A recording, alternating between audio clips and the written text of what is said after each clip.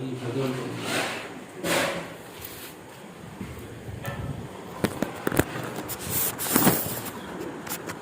প্রহ্লাদ মহারাজ হরিভজন করে বলে তার উপরে পিতা ভীষণ অত্যাচার করে। ভালো করে সব শুনেছে, জানে, কিন্তু প্রহ্লাদ তো নির্ভয় নির্বিকার। এই জন্য একদিন বালকরা সব মিলে ধরেছে, তুমি আর আমরা একই সঙ্গে পড়াশোনা করছি, একই গুরুর কাছে শিক্ষা নিচ্ছি, কিন্তু তোমার বুদ্ধি একরকম আর আমাদের বুদ্ধি একরকম, কী করে হলো? তা তুমি হরিভজন করো, বলো হরিভজন করলে কী হবে, আর হরিভজন তুমি কেন করো? আর হরিভজন করেই তাহলে বাল্যকাল থেকে বাচ্চাকাল থেকে কী দরকার আছে?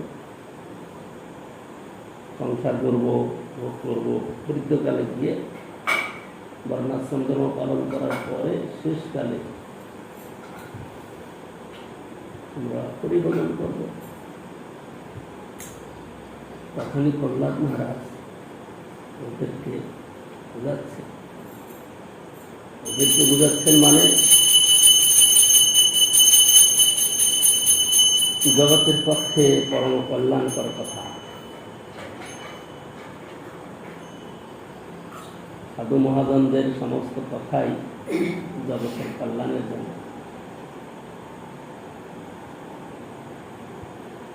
তারা যা কিছু বলেন, যা কিছু করেন, সব কিছুতেই জগৎজীবের কল্যাণ।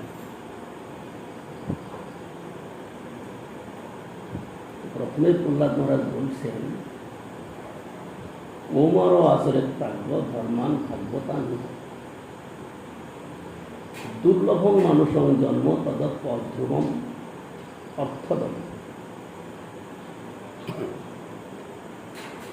প্রহ্লাদ মহারাজ বলছেন, বিজ্ঞ ব্যক্তিগণ মনুষ্য জন্ম লাভ করে কৌমার বয়স থেকেই ভাগবত ধর্মের আচরণ করবে। কারণ মনুষ্য জন্মটা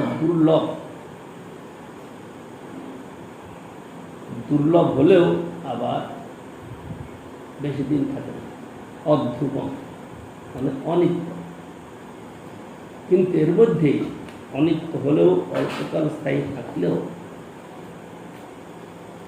এর দ্বারা আবার অর্থদম, অর্থ লাভ হতে পারে।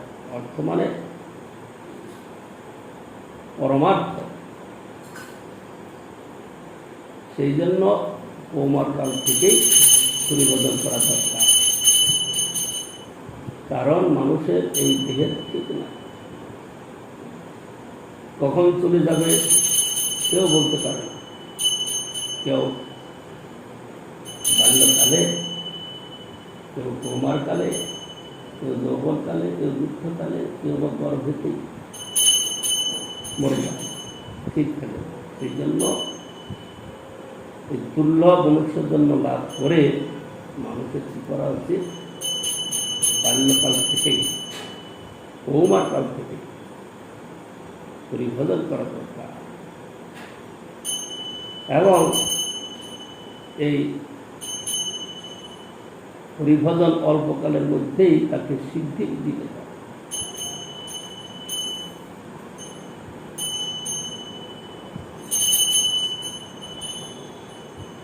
যথা হে পুরুষস্য ইহ বিষ্ণুর পাদোপসর্পণম যদেশ সর্বভূতানাং প্রিয় আত্মা ঈশ্বরের সহিত।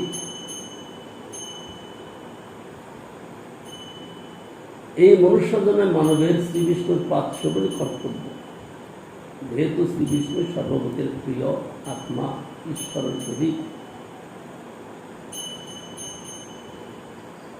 সুখমৈন্দ্রিয়গং দৈত্যা দেহযোগন দেহিনাম সর্বত্র লভ্যতে দৈবাত তথা দুঃখ অযত্নত।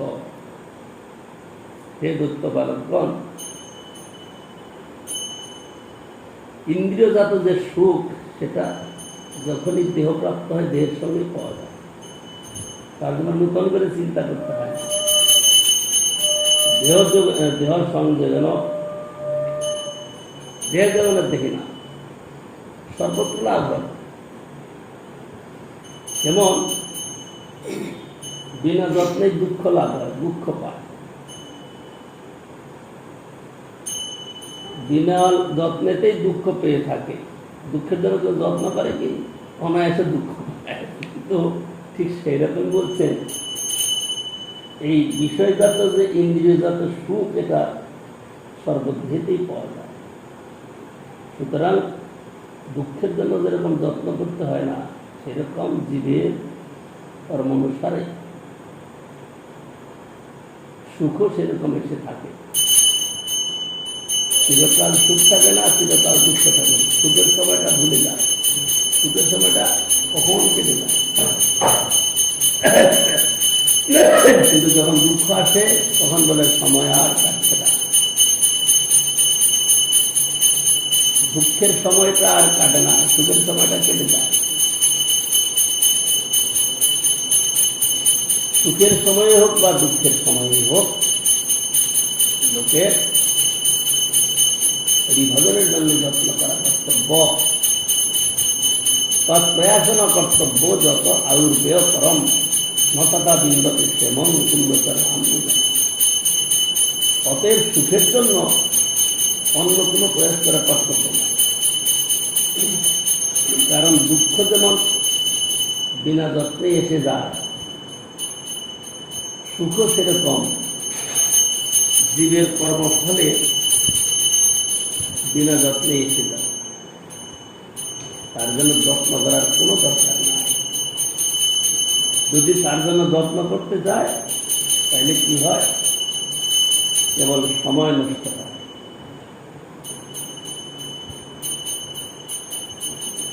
কারণ কর্মফলে যেটা আসবে সেটা আসবেই। সুখের জন্য যত্ন করতে যাচ্ছে, তার জন্য দুঃখের পরিবর্তে সুখের পরিবর্তে দুঃখই আসে।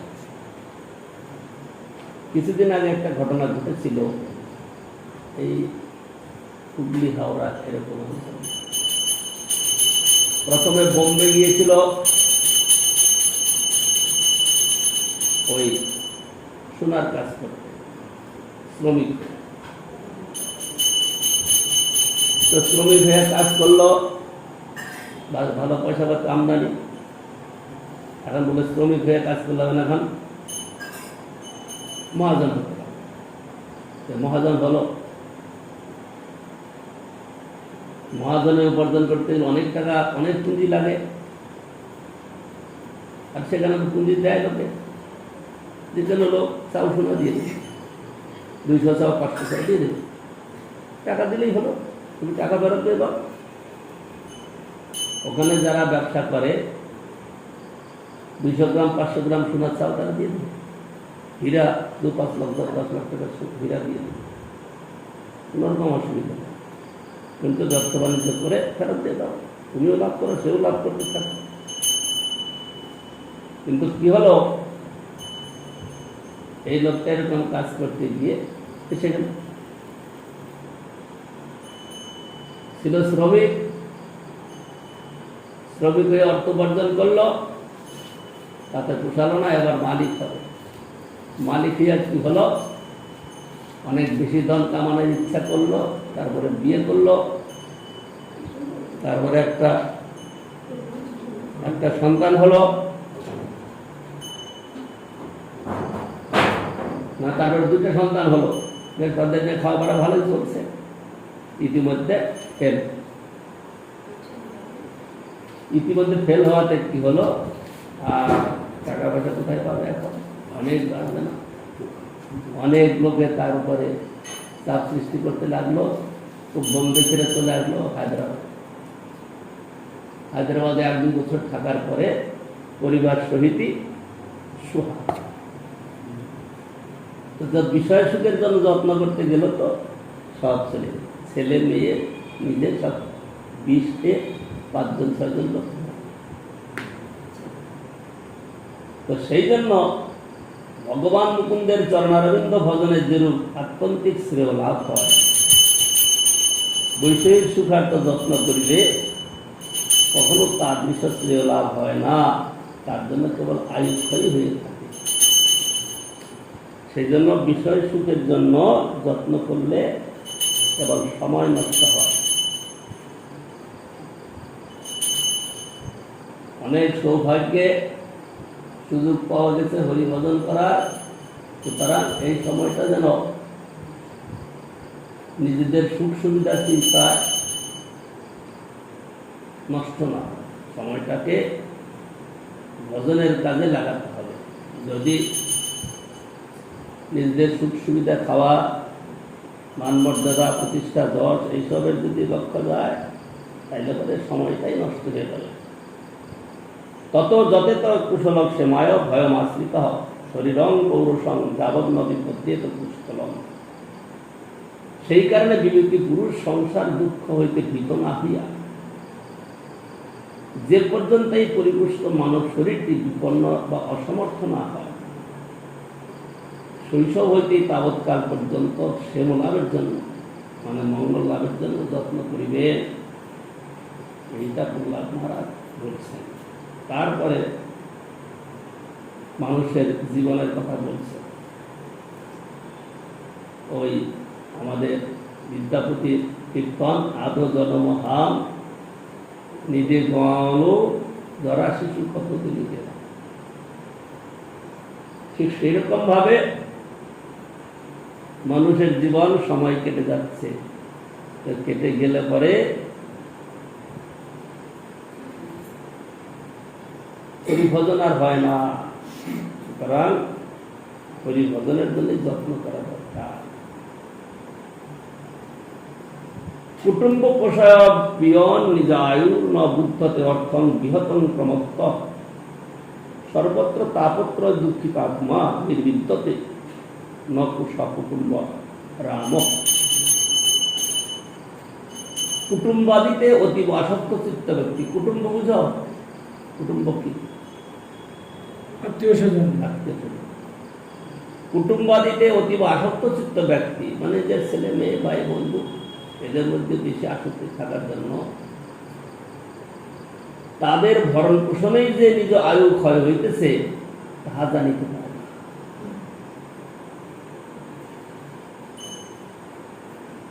ছেলে আমার কতটা কাজের যোগ্য নয়, তো কি করতে হবে? নিজেই কাজ করে খাওয়াতে হবে।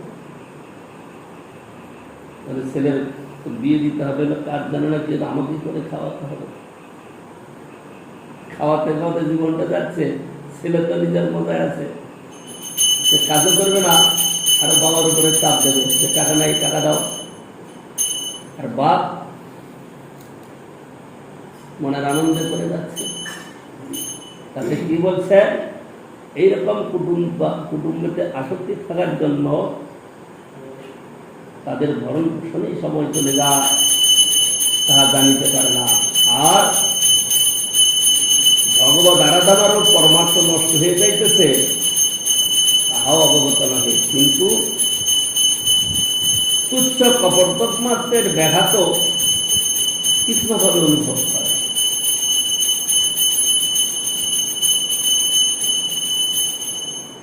পরিবারের মধ্যে 4-5 জন ভাই বন্ধু আছে, পিতা যা সম্পত্তি রেখে গেছে একদম ভাগ বাটোয়ারা করে ইঞ্চিতে ইঞ্চিতে নেওয়া চাই, একটু কম বেশি কেউ ছাড়বে না। ছাড়বে কি?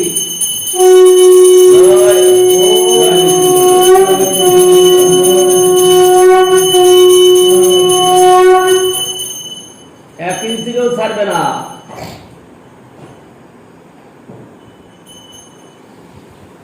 তার ব্যথাটা বেশি অনুভব করে, কিন্তু নিজের সময় যে চলে যাচ্ছে তার জন্য দুঃখ না হয়। সকুটুম্বে আসক্ত চিত্ত ব্যক্তি সকল দেশে সকলকালে আধ্যাত্মিক আদি তাপত্রে কৃষ্ট হইয়াও নির্ভেদ প্রাপ্ত হয় না।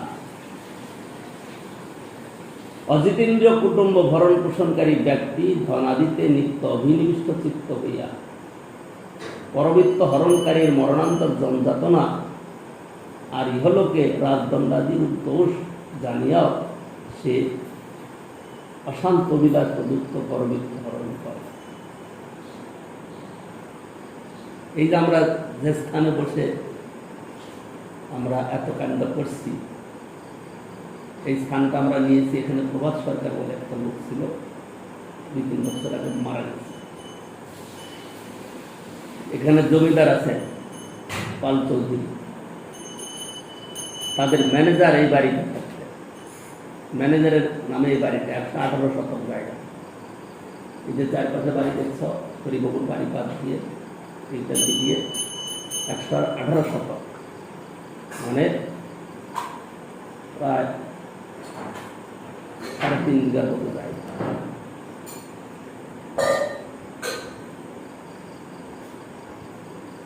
না, 3.5 বিঘার, 5 বিঘার, 5-6 বিঘার মতো। 3.33 হচ্ছে 99। 3.5 বিঘার মতো, 3.5 বিঘার মতো জায়গা ম্যানেজার বাবু থাকতেন, গাঙ্গুলি গঙ্গোপাধ্যায়। ভদ্রলোক মারা যান, তার পত্নী থাকতেন। পত্নী এখানে থাকবেন না, বেশিসভা থাকতেন কলকাতা, কিন্তু বাড়িটা থাকতেন। এই বাড়িটাকে দখল করার জন্য, নেওয়ার জন্য এই প্রভাত সরকার যা তার উপর অত্যাচার করেছে অবর্ণনীয়। এখানে আসলে তার পেছনে লোক লাগিয়ে রাখবে, নানা রকম হুমকি, রাত্রে তাকে বিশ্রাম ঘুমাতে দেবে না, বিল ছুড়বে, এ করবে, রাস্তায় বেরোতে দেবে না। নিজে মুখে বলেছে আমার, ট্রেনে চড়তে গেছে, ট্রেনে সেখানেই তার পেছনে লেগে দিয়েছিল, ট্রেনে গিয়ে হুমকি ধমকি করছে, মারবে, বুড়ি মানুষ। 18,000 টাকায় লিখিয়ে নিল, বোধ হয় 10,000 দেয়নি, নিজে মুখে বলেছে। এই 118 শতক জায়গা 18,000 টাকা, বহুদিন আগের কথা, ধরো 40 বছর আগে হবে। আমরা এখন তো আবার 13 বছর 14 বছর হচ্ছে, তার 20 বছর আগে বা 25 বছর, ওই 40 বছরের কথা। তখন নিল, নিয়ে এখন পরবর্তীকালে নিজেরই চলে না, টুকরা টুকরা করে বিক্রি করা শুরু করে। এমনি তার পয়সাপাতি কম নয়, কিন্তু তাদের পয়সাপাতি কম, পেট্রোল পাম্পটাও ভাই করেছে, কিন্তু পরধন নেওয়ার জন্য কত কিছু করে। হ্যাঁ, প্ল্যান করে করেছে। তারপরে সে 2 বছর 3 বছর আগে মারা গেল। এত কিছু করেও তার এই পরিণাম হলো, নিজের রাখতে পারলো না। আর এটার দ্বারা যে তার খুব একটা ভালো হলো তাও হলো, কিন্তু সে এর জন্য এত কিছু করলো। অজিতেন্দ্রিয় কুটুম্ব ভরণ পোষণকারী ব্যক্তি ধর্মাদিতে নিত্য অভিনিবিষ্ট চিত্ত হইয়া পরবৃত্ত হরণকারীর মরণানন্তর জমযাতনা আর ইহলোকে রাজদণ্ডাদির দোষ জানিয়াও সে অশান্ত বিলাস প্রযুক্ত পরবৃত্ত হরণ করে। এই তার ভাইটা, তার একটা আরো 2 ভাই আছে, তার এক ভাই মন্টু সরকার। এখানে জনার্দন মহারাজ ছিলেন, জনার্দন মহারাজ চলে গেলেন, তার এক সেবিকা ছিলেন। সেবিকা গিয়ে ওর কাছে বিচার দিয়েছে, মহারাজ নাকি আমাকে 2 কোটি টাকা দিয়েছে, সে টাকা আমি মন্দিরের কাজ করতে। সেই দিয়া ওই লোকটা ক্লাবের ছেলেদের ডেকেছে, এই মহারাজদের টাকা দেয় তো।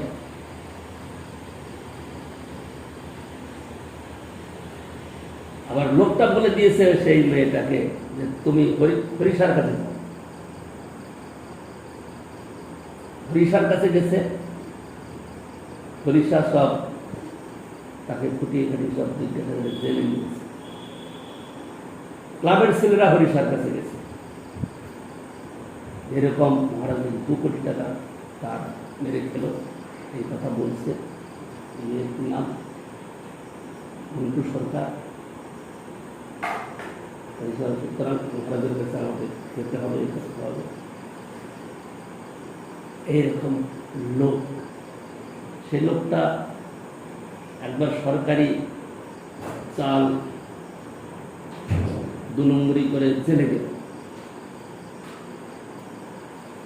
একটা ছেলে ওদের 4-5টা বাস করে, পেট্রোল পাম্প করেছে, মায়াপুরে হোটেল চলছে। বাপের সঙ্গে ছেলে, সে একটাই মাত্র ছেলে, মিল নাই সব কিছু, তাও অশান্ত চিত্ত বিষয়ের নেশা।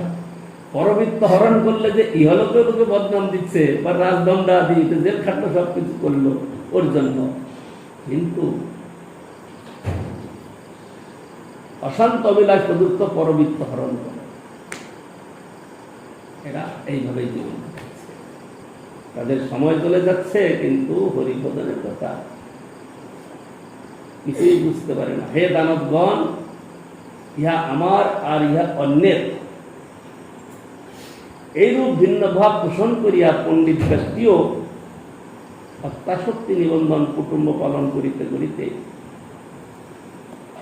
আত্মবিষয়ে পরামর্শ লইতে সমর্থ হন না, কিন্তু বিমূঢ় হইয়া অজ্ঞানা থাকা। মানে 2 কোটি টাকাতে মেয়েটা বলেছে, জানি না কোটি কাকে বলে, বলে দিচ্ছে। হ্যাঁ, মানে 2 কোটি টাকা দিয়েছে, এই হলো কথা। এদের মুখ দেখতে না, আসবে মুখ দেখতে না।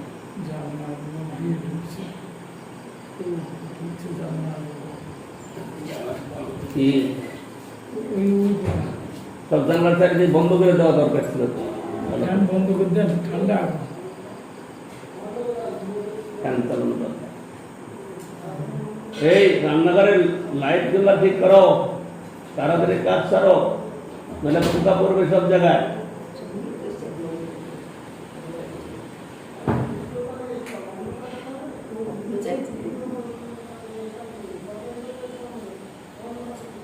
হে দৈত্যগণ, কোন দেশে বা কোন কালে জ্ঞানহীন ভগবত বিমুখ ব্যক্তি নিজেকে মুক্ত করিতে পারে না।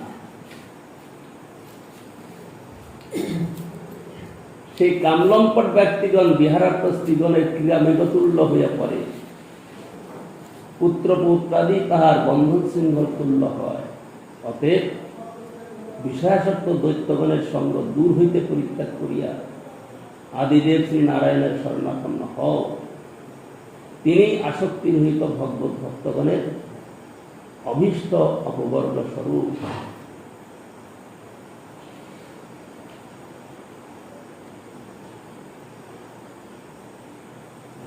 নহি অচ্যুতং প্রণয়ত বহু আয়াস অসুরাত্মজা আত্মত্যাৎ সর্বভূতানাং সিদ্ধত্যাদি সর্বতঃ। হে মুসলনন্দনগণ, ভগবান শ্রীহরি সর্বভূতের আত্মা। তাহার আরাধনায় বাল্য বা বার্ধক্যাদি কিছুরই অপেক্ষা নাই। তিনি সংসারে সর্বদেশে সর্বকালে প্রসিদ্ধ। এই অচ্যুতকে প্রসন্ন করা বহু আয়াসের কার্যও নয়। ভগবানকে সন্তুষ্ট করা, ভগবানকে সুখী করা বহু আয়াস, মানে পরিশ্রমের কার্য, অনায়াসে হয়ে যায়।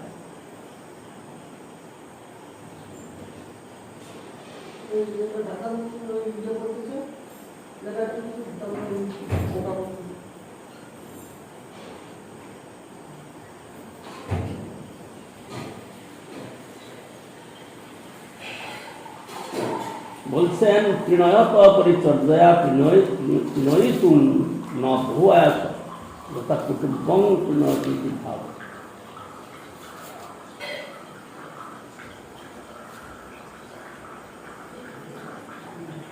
কুটুম্ব পালন করতে যত কষ্ট হবে, পরিভোজন করতে তত কষ্ট হবে।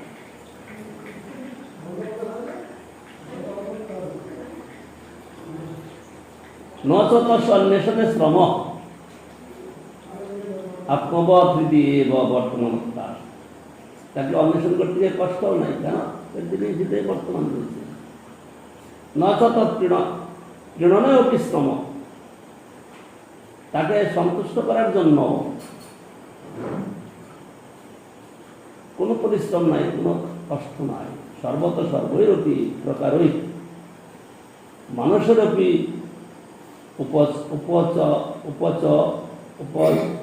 উপচাবস্তৎপ্রণনস্য।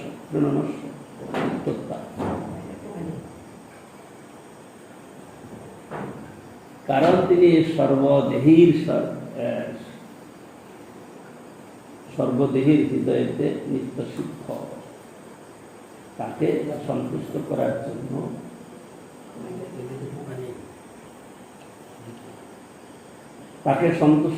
জন্য কোনো কষ্ট করতে হয় না, কারণ তিনি নিত্য সিদ্ধ বস্তু।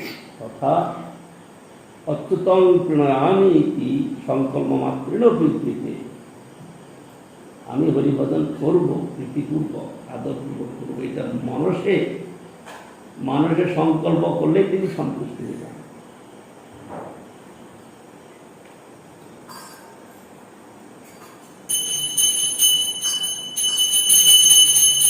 তথা অচ্যুতং প্রণয়ামি ইতি সংকল্প মাত্রেণ প্রীতিতে, তাকে ভজন করব, তার সুখের জন্য চেষ্টা করব, এইটা যদি সংকল্প করে তিনি তাকে সন্তুষ্ট হয়ে যান। তারপরে তার শ্রবণ কীর্তন আদি করলে তো সহজেই সিদ্ধি পায়। এটা প্রহ্লাদ মহারাজ বলছেন যে ভগবানকে, নিজের আত্মীয় স্বজনকে সন্তুষ্ট করতে যত কষ্ট করতে হবে, ভগবানকে সন্তুষ্ট করতে গিয়ে তত কষ্ট করতে হবে না, কারণ তিনি তো নিত্য সিদ্ধ হৃদয়ে রয়েছে। তাকে সন্তুষ্ট করার জন্য অত কষ্ট করতে হবে না, তাকে সন্তুষ্ট করার কোনো কষ্ট সাধ্য না।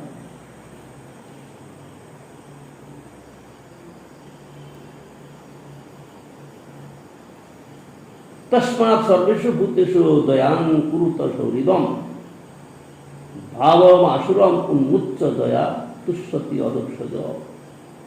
সুতরাং হে দৈত্য বালকগণ, যে কার্যের দ্বারা ভগবান অদর্শজ পরিতুষ্ট হন, তোমরা দেশ হিংসা আদি পরিত্যাগ পূর্বক সর্বভূতে সেই দয়া এবং মৈত্রী বিধান কর। ভগবান যে কার্যে সন্তুষ্ট হন, কার্য কি? সর্বভূতে দয়া, সকলের প্রতি দয়া। দয়া মানে হিংসা পরিত্যাগ করা। ওই চারটে গুণ, দৈন্য দয়া, নির্মাণ প্রতিষ্ঠা বর্জন, চারি গুণের গুণী হয়ে করহ কীর্তন। দৈন্য দয়া, অন্যে মান প্রতিষ্ঠা বর্জন, চারি গুণে গুণী হয়ে করহ কীর্তন। প্রহ্লাদ মহারাজের কথার মধ্যে রয়েছে, তোমরা দেশাদি পরিত্যাগ পূর্বক সর্বভূতে সেই দয়া এবং মৈত্রী বিধান করো। সকলের আদি এবং অনন্ত গুণ ও সর্বকারণস্বরূপ সেই ভগবান পরিতুষ্ট হইলে ভক্তগণের কি কিছু অপ্রাপ্ত থাকে?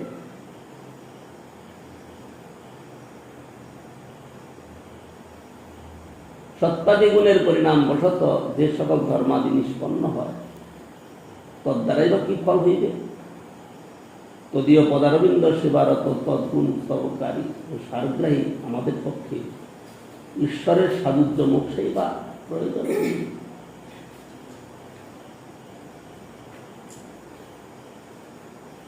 বলছেন ভগবান যদি সন্তুষ্ট হন, তাহলে জগতে আর কি অপ্রাপ্ত থাকে?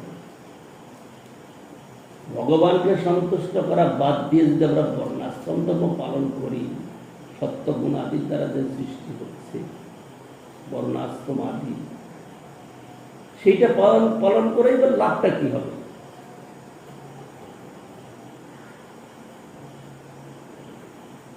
আমরা বর্ণাশ্রম ধর্ম আদি পালন করে কি ফল পাবো? ধর্মের ফল, কর্মের ফল পাবো অর্থ, অর্থের ফল পাবো ভোগ, তারপরে গিয়ে মোক্ষের কথা চিন্তা করবো। কিন্তু মোক্ষ হয় ধর্ম, অর্থ, কাম, এই তিনটেই থাকে। মোক্ষের দিয়ে কেউ যেতেই পারে না। আচ্ছা, তাও যদি যায়, তো যারা ঈশ্বরে ভজন করছে, ভগবানকে লাভ করতে, তাদের মোক্ষেরই বা প্রয়োজন কি? কারণ মোক্ষটা কোথাকার, মোক্ষটা কোথার থেকে আসছে, মোক্ষের স্বরূপটা কি? সে তো ভগবানই সব। ভগবান যদি না থাকে এসব কিছু কেন থাকে? ভগবান আছে বলেই সব আছে। সেই জন্য ভগবানের ভজন করলে সব কিছু সিদ্ধ, আর কিছু প্রয়োজন না। সকলের আদি এবং অনন্ত গুণ ও সর্বকারণ স্বরূপ সেই ভগবান পরিতুষ্ট হইলে ভক্তগণের কিছু অপ্রাপ্ত থাকে? যদি কেউ বলে যে বর্ণাশ্রম ধর্ম পালন করেও কিছু আমরা পাবো, কি পাবে তোমরা? বর্ণাশ্রম ধর্ম পালন করলে ধর্ম, অর্থ, কাম ত্রিবর্গ পাবে। ত্রিবর্গ পেয়ে এর মধ্যেই ভ্রমণ করতে থাকবে সংসারে। কিন্তু মোক্ষ আমরা পাবো। মোক্ষ পাওয়াটা তো সস্তা নয়। ঠিক আছে, তুমি যখন চেষ্টা করছো মোক্ষের জন্য, করতে থাকো, কিন্তু যদি ভগবানকেই পেয়ে যায়, তাহলে মোক্ষের দরকার কি আছে? প্রহ্লাদ মহারাজ এই কথাটা বলতে চাচ্ছে।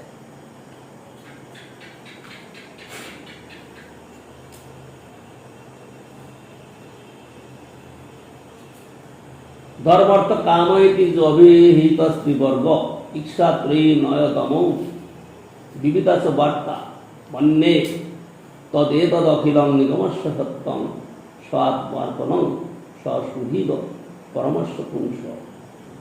ধর্ম, অর্থ এবং কাম, এই তিনটি ত্রিবর্গ বলে অভিহিত। তার মধ্যে আত্মবিদ্যা, কর্মবিদ্যা, তর্ক, দণ্ডনীতি এবং কৃষি প্রভৃতি জীবিকা, এই সমস্তই ত্রৈগুণ্য বিষয় বেদের প্রতিপাদ্য। সুতরাং ইহাদেরকে আমি নশ্বর বলিয়া মনে করি। পক্ষান্তরে পরম পুরুষ শ্রী বিষ্ণুতে যে আত্মনিবেদন, উহাকেই আমি যথার্থ সত্য বলিয়া মনে করিয়া থাকি।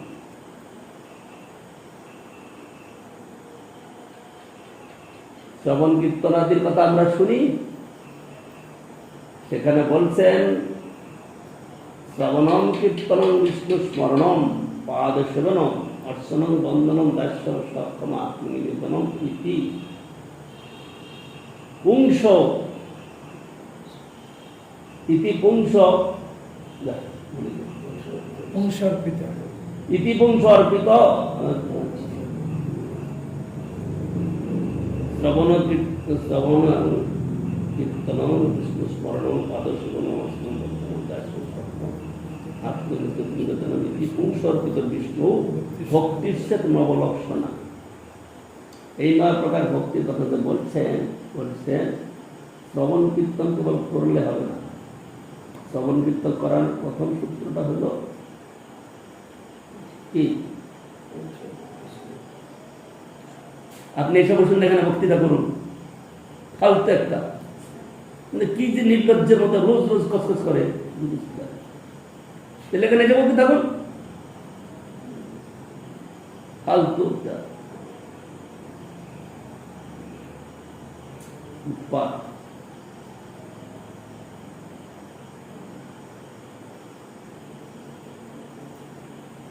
আগে অর্পণ, তারপরে শ্রবণ কীর্তন।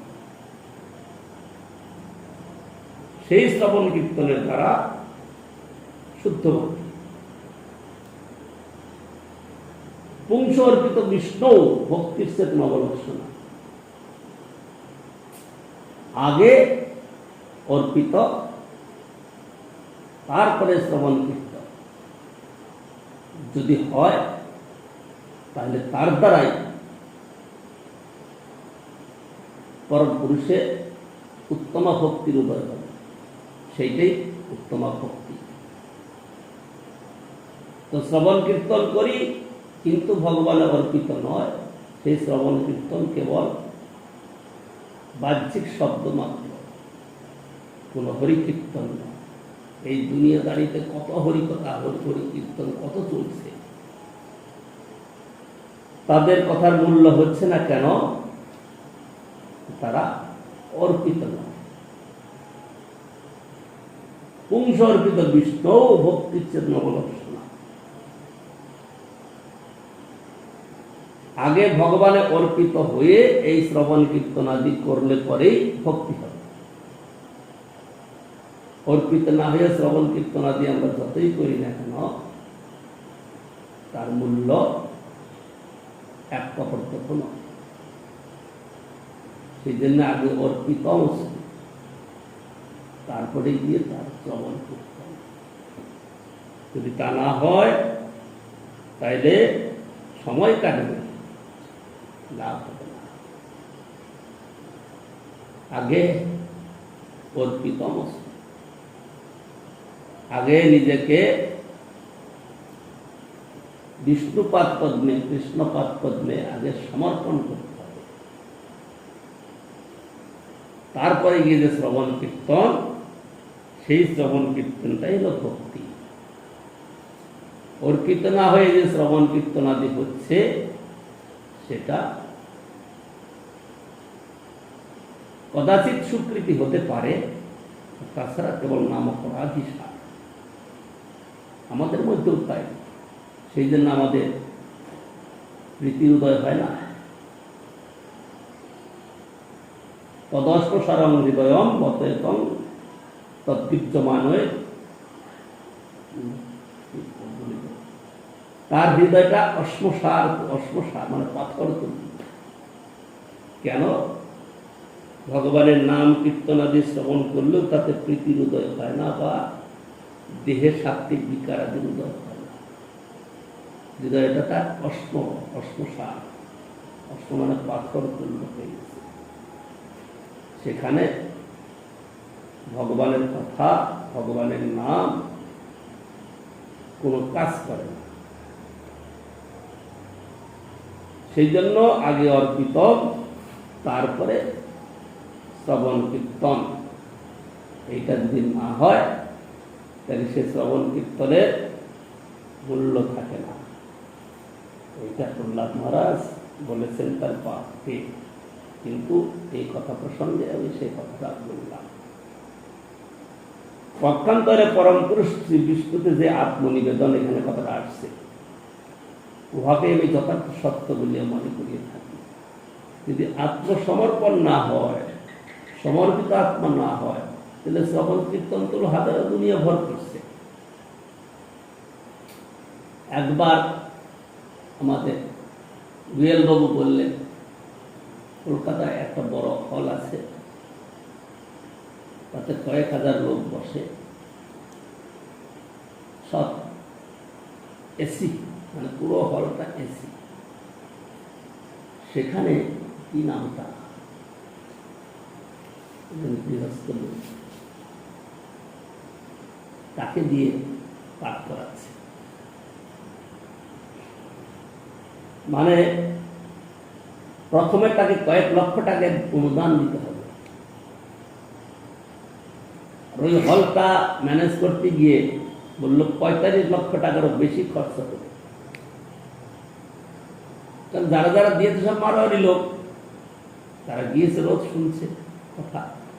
কারণ না শুনতে গেলেও নিজেরাই করছে, তো টাকা দিচ্ছে নিজেরাই।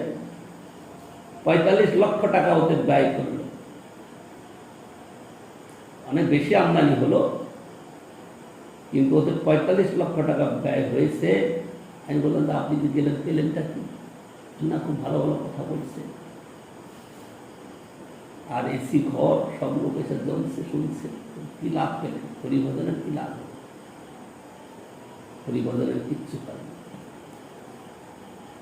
আরো অপরাধ হয়েছে, যতগুলো লোক গেছে তার অপরাধ হয়েছে। কারণ শুদ্ধ ভক্তের প্রতি তারা কোনোদিনই শ্রদ্ধা আনতে পারবে না।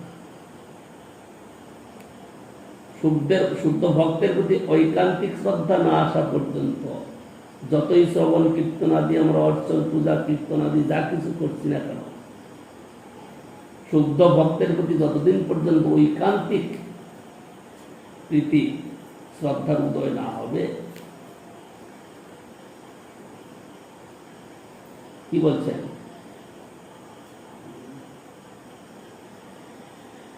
শরণাপত্তি বিনা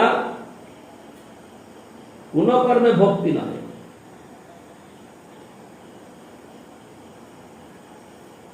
শরণাপত্তি বিনা কোন কর্মে ভক্তি নয়।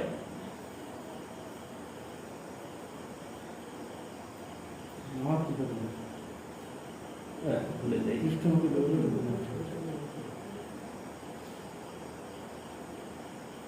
শরণাপত্তি বিনা কোন কর্মে ভক্তি নয়, কৃষ্ণ ভক্তি দূরে রহু, সংসার নহে ক্ষয়। এটা তো গেল মানে সাধুর কথা।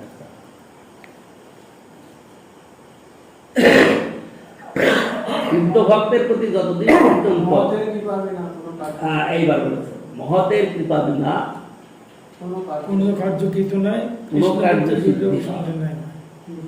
মহতের কৃপা বিনা, মহতের কৃপা বিনা কিছু হবে না। সেই জন্য আমরা যত কিছু করি, শুদ্ধ ভক্তের প্রতি যতদিন পর্যন্ত আমাদের প্রীতি যোগ না আসছে, এসব বাহাদুরি দেখালেও কিছুই হবে না। সে কথা এখানে না, সেটা চুপ করো। তুমি যেটা বলে দিয়েছো খুব ভালো করে, আমার নতুন করে বলতে দেয়, নতুন করে ব্যাখ্যা এখানে কারণ করার দরকার না। কোথাও যদি বলেন তাহলে সেইটা মনে করে দেওয়া যেতে পারে, নতুন করে ব্যাখ্যা করা।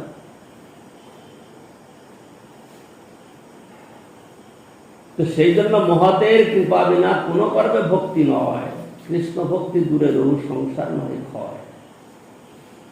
শরণাপত্তি বিনা কোন কর্মে ভক্তি নয়। তো সেই জন্য বলছেন শ্রীবিষ্ণুতে যে আত্মনিবেদন, উহাকেই আমি যথার্থ সত্য বলিয়া মনে করি থাকি। যদি নিবেদিত আত্ম না হয় লাভ কি হবে? সংসারেও সাধারণ লোকের মধ্যে,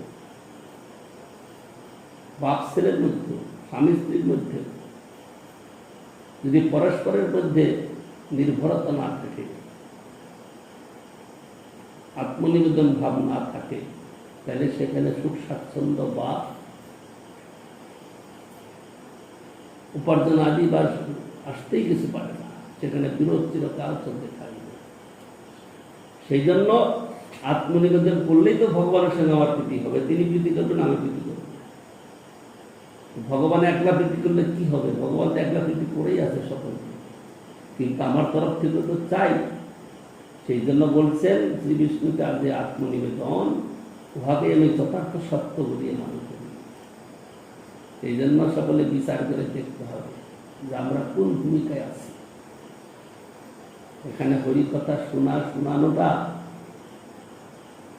লোকরঞ্জনের জন্য নয়, আমি কোন ভূমিকায় আছি আমাকে বিচার করতে হবে। সে নরেন বাবুই হোক, সে অমল বাবুই হোক, আর সে আর যারা আছে সকলেই হোক না, আমি বা হোক, আমরা আমাদের কোন ভূমিকায় বিচরণ করছি। আমরা 10 বছর, 20 বছর, 50 বছর, 100 বছর থাকতে পারি, আমরা কোন ভূমিকায় বিচরণ করছি। ঘনশ্যাম প্রভুকে চিনা তো না, এখন রাধাকুণ্ডে আছেন, তার ছিল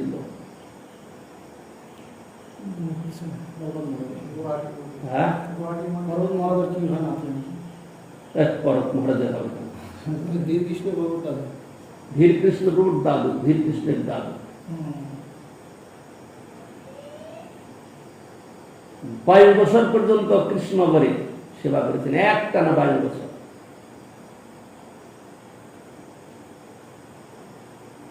যখন গৃহের থেকে চলে আসলেন, একটানা 22 বছর সেবা করেছেন, কোথাও যান।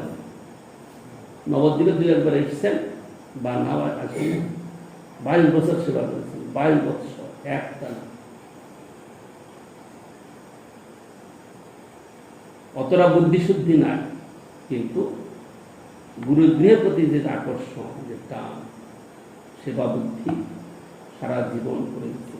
তো এরাই মহত্বপূর্ণ হবে না, আমাদের মতো লোকেরা মহত্বপূর্ণ হবে। হয়তো সে বুঝে না বলে লোকে তাকে পাগল বলতে পারে, কিন্তু তার যে গুরুগৃহের প্রতি মমতা, আকর্ষণ, সেটাই তো ভক্তির কথা। আর আমরা সারা জীবন কাটিয়ে গেল, আমাদের কিছু 22 বছর একাধারে করেছেন, তারপরে গিয়ে করেছেন সেবা গয়াতে, গয়ার থেকে তারপরে রাধাকুণ্ডে, শেষে বৃন্দাবনে রাধার সামনে পাবে দর্শন। সে লোক সারা জীবন কাটিয়ে, বুদ্ধি কম হলেও, বোধ শক্তি কম হলেও এরাই মহান। কারণ এরা গুরু বৈষ্ণবের প্রতি, গুরুগৃহের প্রতি এদের একান্ত আসক্তি, এবং এখানে যে আত্মনিবেদন করছেন সেই কথাটাই প্রকৃষ্ট প্রচার। তারা নিবেদিত আত্মা।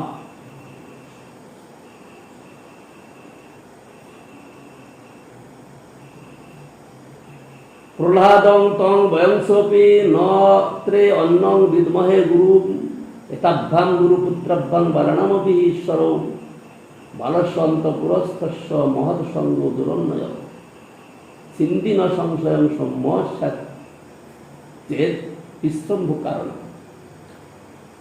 সে বালকগণ বলছেন, প্রহ্লাদ, তবি আর যে আমরা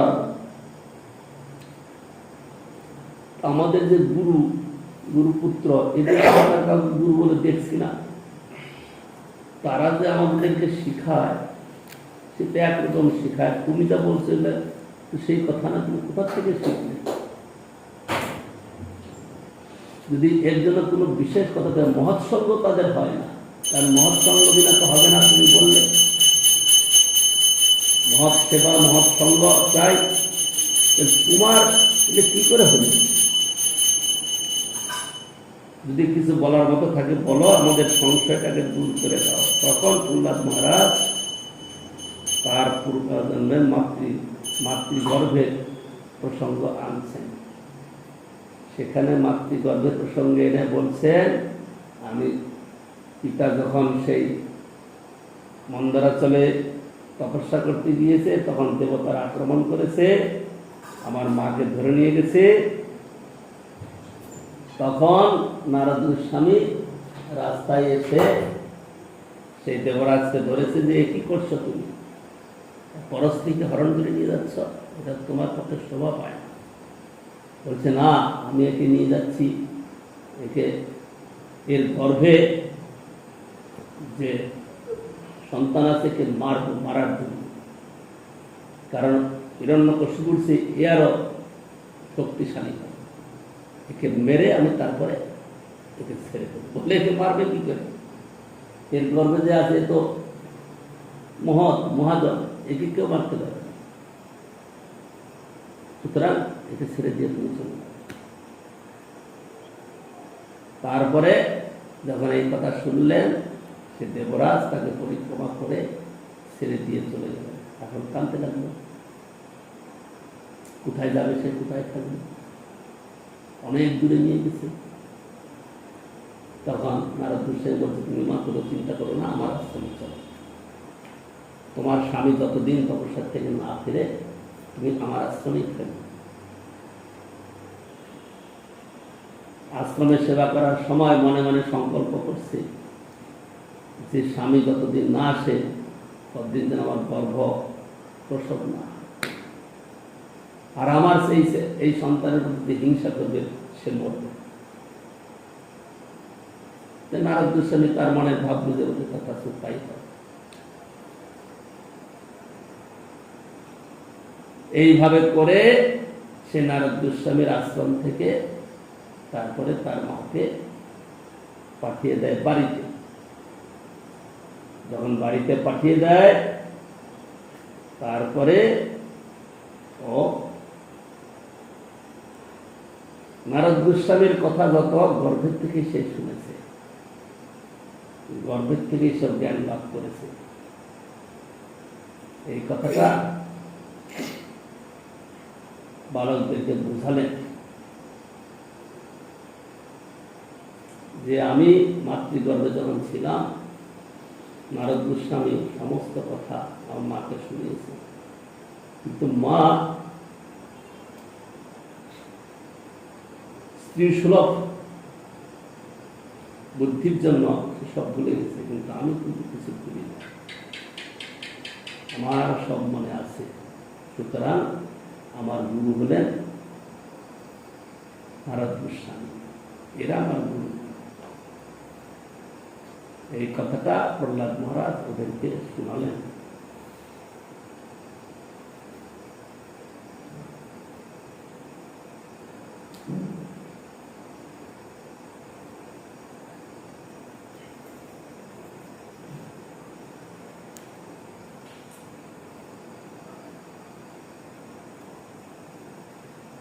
তত্রোপায় সহস্রনাম অয়ং ভগবত উদিত যদীশ্বরে ভগবতী যথা দৈরন্দ সারথী।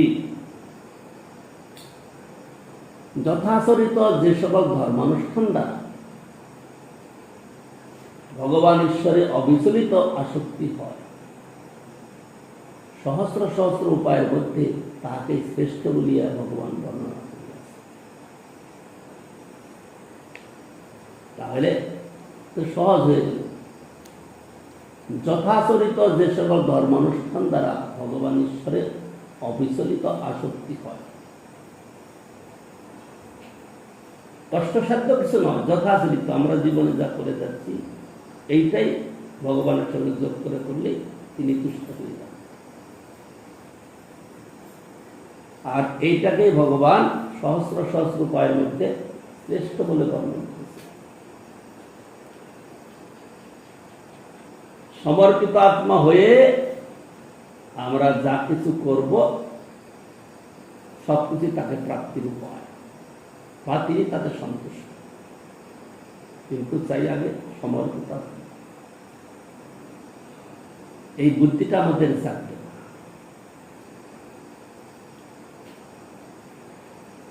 কারণ সমর্পিত হতে গেলে তাহলে আমার স্বতন্ত্রতা, আমার সদুদ্দিটা, আমার যে নিজের কিছু আছে সেটা যাবে কোথায়?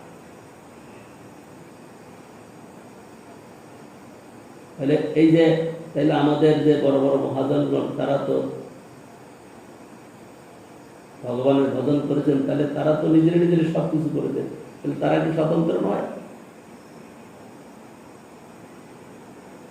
তারা পরতন্ত্রের স্বতন্ত্র, আর আমরা স্বতন্ত্রের পরতন্ত্র। তারা শরণাপত্তি হয়ে স্বতন্ত্রতা করেছে, কি জন্য? তার সেবার জন্য, তার সুখের জন্য। আর আমরা এখন স্বতন্ত্রতা পরিস্থিতি তার উপরে চাপিয়ে দেওয়ার জন্য, তার সেবা বাদ দিয়ে নিজের সুবিধার জন্য। আর তারা যে স্বতন্ত্রতা করেছেন সেটা তার সুখের জন্য। গোবিন্দ মহাপুরুষ সেবা করেন,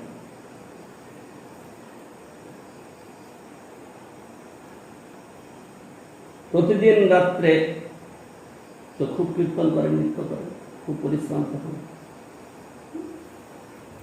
রাত্রের প্রসাদ পাওয়ার পরে বিশ্রাম করেন মহাপ্রভু, তখন গোবিন্দ গিয়ে তার পাদসম্মান করেন, শরীর টিপে দেন, প্রতিদিন তার নিয়ম। একদিন মহাপ্রভু কৌশল আবিষ্কার করলেন, দেখি কত প্রেম। সারাদিন কীর্তনে পরিশ্রম খুব বেশি হয়েছে, আর সেদিন কি করলেন, গম্ভীরা তো একটাই মাত্র দরজা, আর গম্ভীরা মানে ছোট্ট ঘরকে উড়িষ্যায় গম্ভীরা বলে।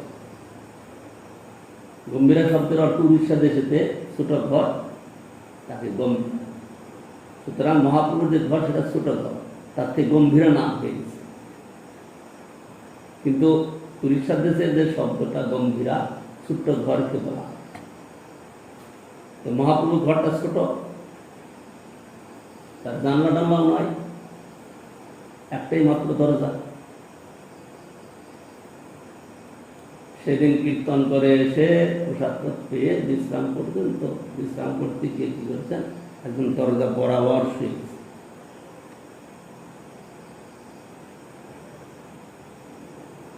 দরজা বরাবর শুয়ে গেছেন। এখন গোবিন্দ মহাপ্রভুকে প্রসাদ পাইয়ে থালা বাসন ধুয়ে জায়গা মার্জন করে আর অন্যান্য কিছু সমাধান করে যখন দিয়েছেন প্রতিদিনের মতো, দেখতে মহাপ্রভু একদম দরজা বরাবর শুয়ে আছে। বলছেন, প্রভু একটু শুনুন, আমি তো সেবা করব, একটু শুনুন। দুবার তিনবার বলেছেন, ধাক্কাও দিয়েছেন।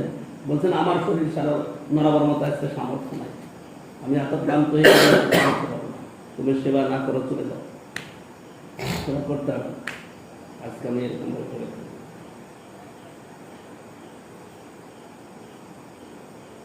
গোবিন্দ কহেন মানে সেবা সে নিয়ম, কোটি অপরাধ হোক কিংবা নরকে গম। গোবিন্দ কি করলেন, নিজের উত্তরী চাদরটা মহাপ্রভুর দিয়ে তাকে ডিম দিয়ে দিল। এটা হলো পরতন্ত্রের স্বতন্ত্র। কথাটা বুঝতে পারলে? আগে বলছে হচ্ছে স্বতন্ত্রের পরতন্ত্র, পরতন্ত্রের স্বতন্ত্র। পরতন্ত্রের স্বতন্ত্র মানে তার সুখের জন্য যেটা করি সেটা স্বতন্ত্রতা হলেও তার সুখের জন্য, আর তার সুখ বাদ দিয়ে আমরা যেটা করি নিজের সুবিধার জন্য, নিজের লাভ, পূজা প্রতিষ্ঠা, সম্মান, অর্থ সংগ্রহের জন্য যেটা করি সেটা তার সুখের জন্য নয়। সুতরাং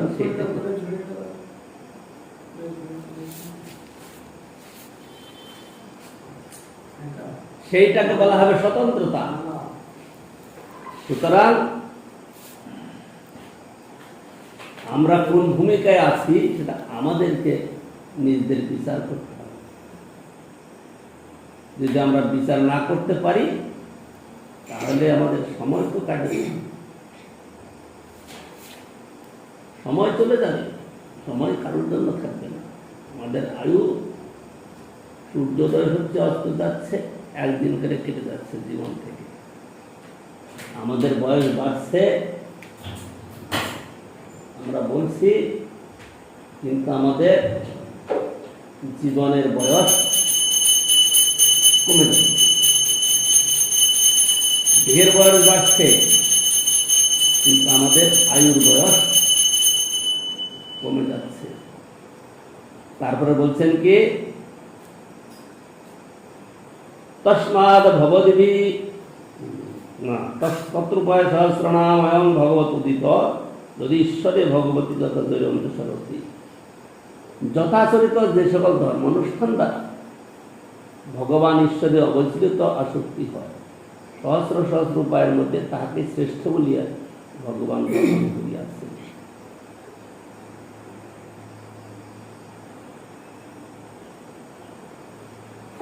গুরু শুশ্রূষয়া ভক্তা সর্বলব্ধ অর্পণেন চ সঙ্গেন সাধু ভক্তা নাম ঈশ্বর আরাধনেন চ শ্রদ্ধয়া তৎকথয়াংশ কীর্তনের গুণকর্ম নাম তৎপদাম্বরুহ ধ্যানাৎ তদ্লিঙ্গেশ্বর অরহণাবিধি। এখানে বলছেন গুরুত্বপূর্ণ সিদ্ধান্ত। এখানে প্রহ্লাদ মহারাজ সাধন ভজনের সার কথাটা বলে দিচ্ছে।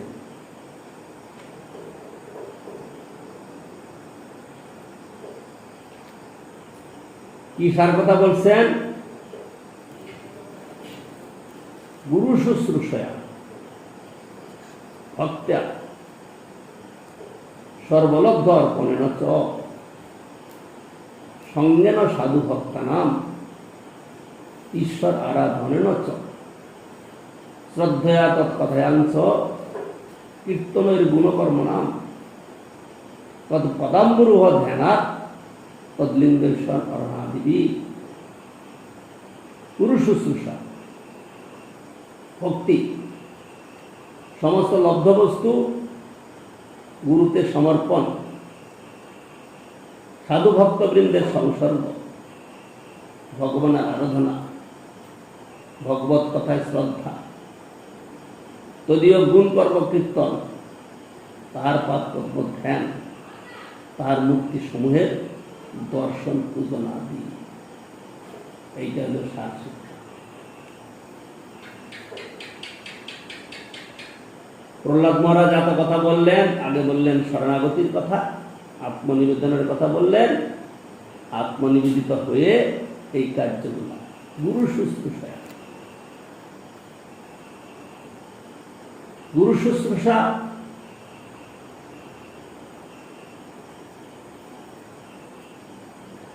অনেকে গুরুদেবের শ্রীঅঙ্গের সেবা করবার সুযোগ পান। বহু শিষ্য থাকলে তো সকলেই গুরুদেবের শ্রীঅঙ্গ সেবা করবেন না, এবং মাধবেন্দ্র পুরীপদে অনেক সন্ন্যাসী শিষ্য ছিলেন, মাত্র দুইজনই তার কাছে থাকতেন, শ্রী রামচন্দ্রপুরী আর শ্রী ঈশ্বরপুরী। রামচন্দ্রপুরী তার কাছে থেকেও কিছু লাভবান হতে পারেন নাই, আর ঈশ্বরপুরী পাদ তিনি সর্বগুণের সাগর। কি করে হয়েছে? গুরু শুশ্রূষা। তিনি তো পণ্ডিত ব্যক্তি প্রথম থেকেই, তারপরে গুরুদেবের আশ্রয় নেওয়ার পরে তিনি গুরু সেবা করেছেন। গুরু সেবা কি করেছেন? শুশ্রূষা করেছেন। ওখানে রামচন্দ্রপুরীও ছিলেন, দুইজনে একসঙ্গেই ছিলেন, কিন্তু রামচন্দ্রপুরীর সেবাটা ততটা শুশ্রূষাযুক্ত না। ইনি শুশ্রূষা করেছেন। শুশ্রূষা বুঝো? শুশ্রূষা মানে সেবা শুশ্রূষা যাকে বলে। শুশ্রূষা শব্দের অর্থ বুঝাবে প্রীতিপূর্বক আদরপূর্বক যত্ন করা। তো গুরু শুশ্রূষা করেছে, আর রামচন্দ্রপুরী তা কিছু করার অবসর নেন। তিনি থাকতেন, কখনো কিছু করতেন, ওই স্বতন্ত্রের পরতন্ত্র হয়ে থাকতেন। পরতন্ত্রের স্বতন্ত্র না, এখানে স্বতন্ত্রের পরতন্ত্রে থাকতেন। তিনি গুরুর কাছে থাকতেন, গুরু সেবা করতেন, কিন্তু স্বাধীনভাবে বিচরণ করছে। গুরুদেবের ভাবনাটা বুঝতে পারেন না। গুরুদেবের ভাবনা যে কৃষ্ণ প্রেম, কৃষ্ণ ভক্তি, সেটা তার মধ্যে কোনোদিন ঢুকে না। তিনি ব্রহ্ম ধ্যান করেন। মাধবেন্দ্র পুরীপদের মতো ভক্তের কাছে থেকেও তিনি ভক্তি চিন্তা করতে পারেন না। কেন? তিনি পরতন্ত্রের স্বতন্ত্র নন, তিনি স্বতন্ত্রতার বর্ধন। সেই জন্য তার ভাগ্যে কিছু ঘটে। সেই জন্য গুরু শুশ্রূষাটা মুখ্যত দিয়েছেন। শাস ভগবতী রতি গুরু শুশ্রূষা, গুরু শুশ্রূষা সেবয়া গুরুভ্য তত্ত্বশ্রবণ ইচ্ছা। গুরু শুশ্রূষা মানে গুরু শুশ্রূষা সেবা করা, আর একটা হলো শ্রী গুরুমুখে তত্ত্বশ্রবণ ইচ্ছা। গুরুমুখে তত্ত্বশ্রবণ, তত্ত্ব মানে ভগবত তত্ত্ব আদি অনেক রকমের তত্ত্ব। সেই তত্ত্ব কথা গুরুভ্য তত্ত্ব কথা শ্রবণ ইচ্ছা। গুরু শুশ্রূষা করবে এবং গুরুর কাছে সমস্ত তত্ত্ব কথা শ্রবণ করবে, তারপরে সমস্ত লব্ধ বস্তু সমর্পণ করবে।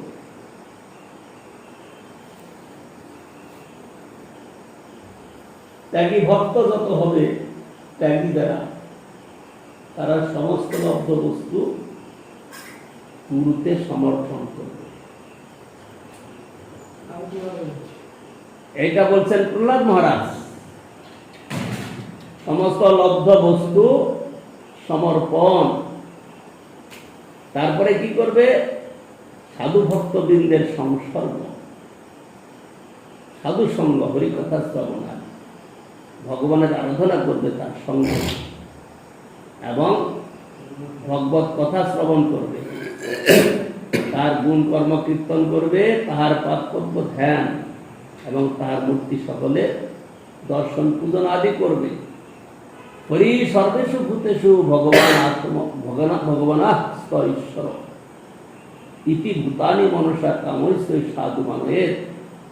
এবং ভগবান শ্রীহরি সর্বভূতে বর্তমান আছেন জানিয়া সর্বভূতে সাধু দৃষ্টি, দৈন্য দয়া, অন্যে মান, প্রতিষ্ঠা বর্জন, চারি গুণে গুণী হই, করহ কীর্তন।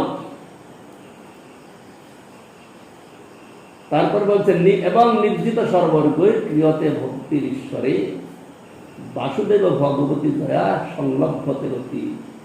এই সকল ক্রিয়া দ্বারা কাম, লোভ, ক্রোধ, মোহ, মদ, মাৎসর্য, কাম, ক্রোধ, লোভ, মোহ, মদ, মাৎসর্য এই সর্বাঙ্গ জয় করিয়া ঈশ্বরে ভক্তি করিবে, ইহাতে ভগবান বাসুদেবে আসক্ত।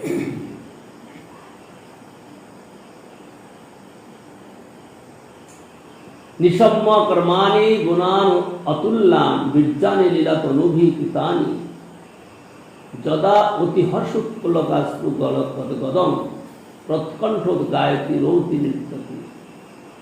মুক্ত পুরুষ যখন ভগবানের অনুপম গুণ, অবতারকৃত অলৌকিক কর্ম ও রাবণবধ প্রভৃতি পরাক্রম শ্রবণ করিয়া অত্যন্ত হর্ষবশত রোমাঞ্চ ও অশ্রু প্রবৃত্তি সাত্বিকভাবে গদগদস্বরে মুক্তকণ্ঠের নৃত্য, গীত, আনন্দ ধ্বনি করে। যখন ভগবানের কথা শুনে তার হৃদয়েতে ওইরকম আনন্দের প্রকাশ হয়, বাহ্যে প্রকাশ পায় কি করে? গদগদ স্বরে তিনি ভগবানের নাম গুণগান কীর্তন করে। এইটা হলো প্রহ্লাদ মহারাজের শিক্ষা। সেই জন্য যারা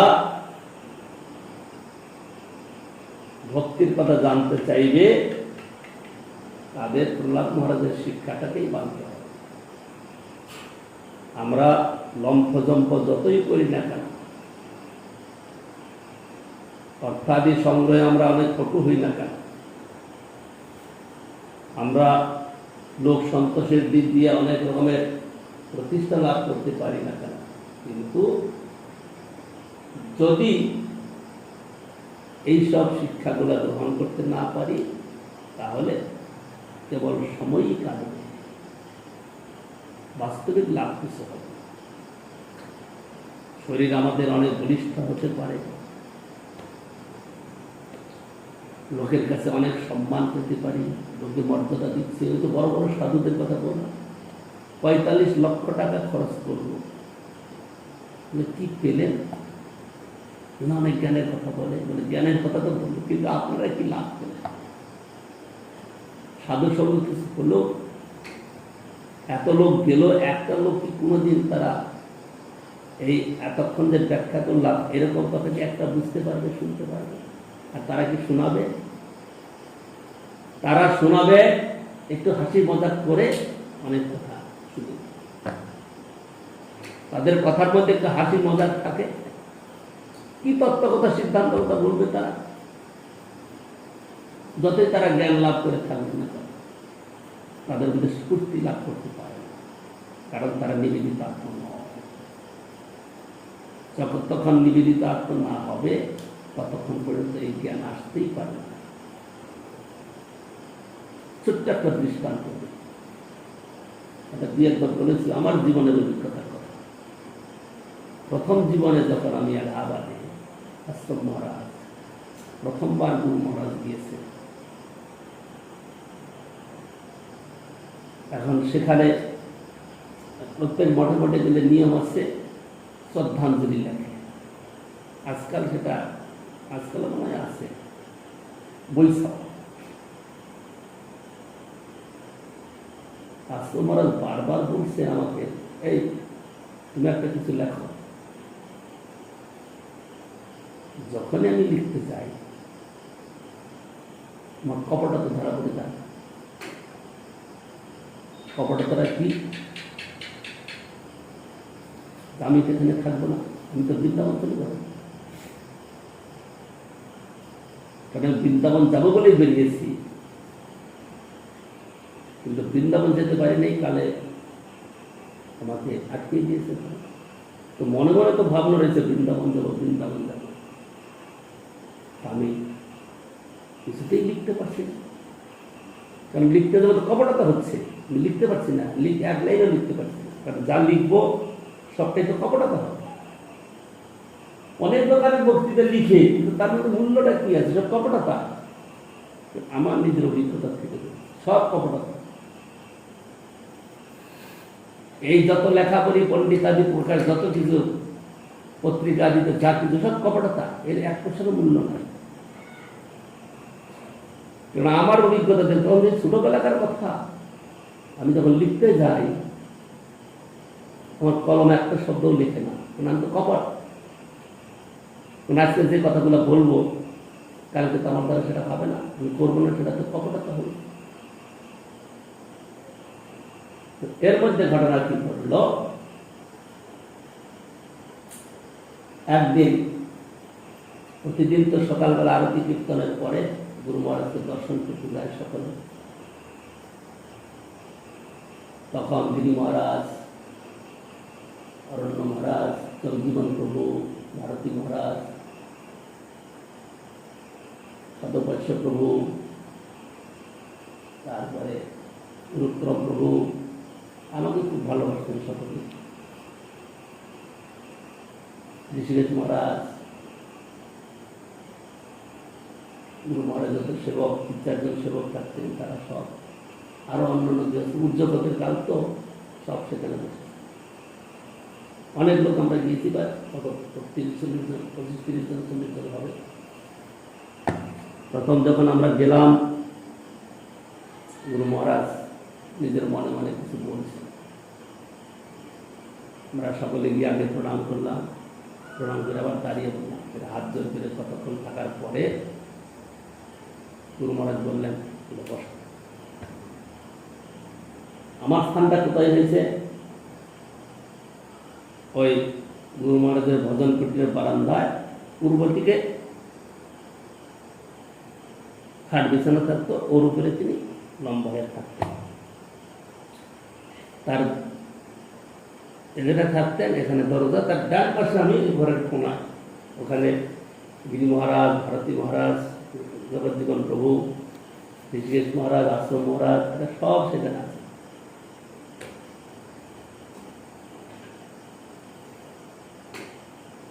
তো আমাকে সব যখন প্রণাম পাতি করে সকলে বসছে, তো গুরু মহারাজ, আমরা তো সব গুরু মহারাজের তাকিয়ে আছি, সকলেই তো গুরু মহারাজের কি বলবেন সব তাকিয়ে আছে। সব 2-4 বার দেখে মাথাটা গেল, লাইট তোমার মনে কি আছে বলো তো, ওটা তোমার মনে কি আছে, ধমক দিয়ে। আমি উঠি নাই মানে বুঝি নাই। তো ভারতী মহারাজ, অরণ্য মহারাজ, গিরি মহারাজ সব বলতে, ওঠো, দাঁড়াও দাঁড়াও, বলো কিছু। আর জগজীবন প্রভু আমার খুব ভালোবাসে, অল্পদিন দেখা তাদের সঙ্গে, বেশি দিন না, 1-2 বছরই মতো। দাঁড়াও দাঁড়াও, তো দাঁড়ালাম। তোমার মনে কি আছে বলো? বলে সব ভুলে গেছি। তো সত্যিই তো সব ভুলে, কিছু মনে নেই। তো বলো। তারপরের দিন লিখলাম, লিখলাম সকলে, নতুন ছেলেটা নতুন এসছে, তো ভালো লেখা লিখল কি করে। গুরু মহারাজ গেলেন ওখান থেকে লখনৌ, তখন আশ্রম মহারাজ সাথে গেলেন, আমাকে চার্জ দিয়ে গেলেন। আমি কেউ যাচ্ছে লখনৌতে, ফল কিছু দিয়ে ঝুরি করে পাঠিয়েছি, একটা চিঠি লিখেও দিয়েছি। সেই চিঠিটা গুরু মহারাজ নাকি ভক্তদেরকে কয়েকবার শুনিয়েছে, কয়েকটা আসরে বলতে এটা পরখ করে শোনো। আমার অভিজ্ঞতার কথা হলো, যতক্ষণ কপটতা আমরা করছি, ওই কপটতার মধ্যে যত কিছু প্রকাশ পাচ্ছে তার মূল্য 1 পয়সারও না। কপটতা হইলে দূর প্রবেশে প্রেমের পুর, জীবের হৃদয় ধন্য করে। অতএব বহু যত্নে আনিবারে প্রেম রত্নে, কপটতা রাখা অতি দূরে। কপটতা যদি হৃদয়ে থাকে আর বাড়ছে, আমরা অনেক কিছু দেখাচ্ছি, করছি, লম্ফজম্প, ধন সংগ্রহ আদি, অর্থ উপার্জন আদি অনেক কিছু করছি, সেই সব কপটতার ফল শূন্য। লোক সম্মান, মর্যাদা, অনেক কিছু আমরা ভালো করতে পারে, কিন্তু শরণাপত্তি বিনা, মহৎ কৃপা বিনা ভক্তি হবে না। এইটাকে ভালো করে জেনে নিয়ে কাজ করতে হবে। যদি করতে পারি তাহলে প্রহ্লাদ মহারাজের সূত্রের সঙ্গে আমাদের মিলবে, আর তা নইলে পরে সূত্র না মিললে পরে কিন্তু অঙ্ক ঠিক হবে না।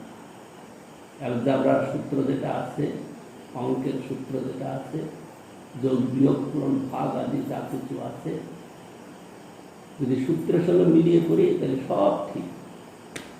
আর সূত্রের সঙ্গে যদি মিল না থাকে, যত কিছুই করি সব শূন্য।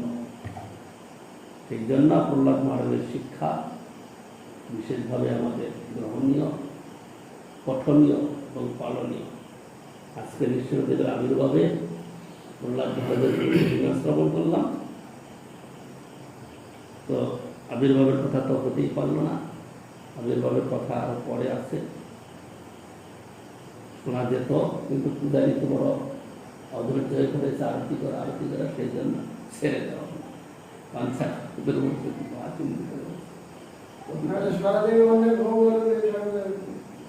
তাহলে তার কি করবে? এখন এখন কি যাচ্ছে? লুচি আর কি পরমান্ন হয়েছে? আর কি আলু চচ্চড়ি? তরকারি অনেক করেছে, অনেক রকম তরকারি। কয়টা লুচি আছে? 10-12 লুচি আছে। ওগুলো তরকারি খাবে কি করে? তাহলে ওই একটা লুচি দিয়ে পরমান্ন খাবে, একটা লুচি দিয়ে একটা তরকারি খাবে, আর কি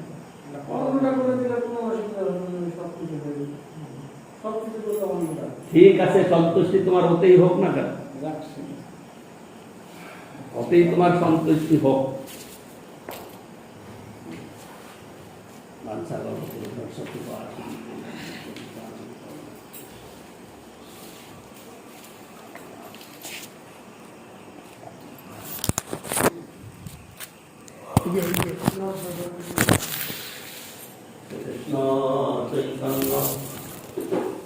ঝুড়িটা দিকে সরিয়ে রাখো।